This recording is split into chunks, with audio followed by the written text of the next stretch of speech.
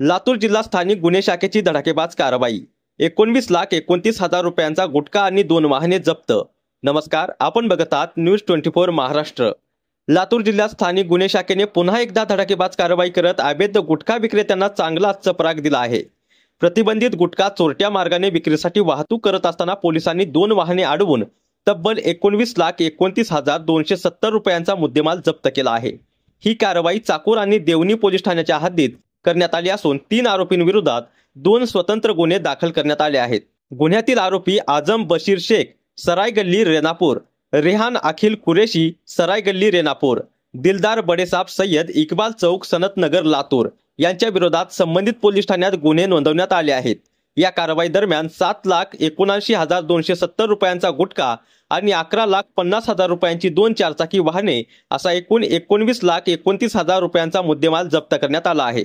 ही कारवाई पोलीस अधीक्षक अमोल तांबे आणि अपर पोलीस अधीक्षक मंगेश चव्हाण यांच्या मार्गदर्शनाखाली स्थानिक गुन्हे शाखेचे पोलीस निरीक्षक सुधाकर बावकर यांच्या नेतृत्वात करण्यात आली आहे। या पथकात अंमलदार रियाज सौदागर, अर्जुन राजपूत, पराजी पट्टेवाड, साहेबराव हाके, सूर्यकांत कलमे, संजय कांबळे आणि मनोज खोसे तसेच तुळशीराम बरुरे यांनी सक्रिय सहभाग नोंदवला।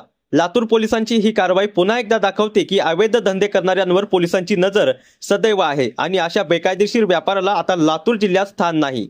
न्यूज 24 महाराष्ट्रासाठी सतीश चंदेल, लातूर।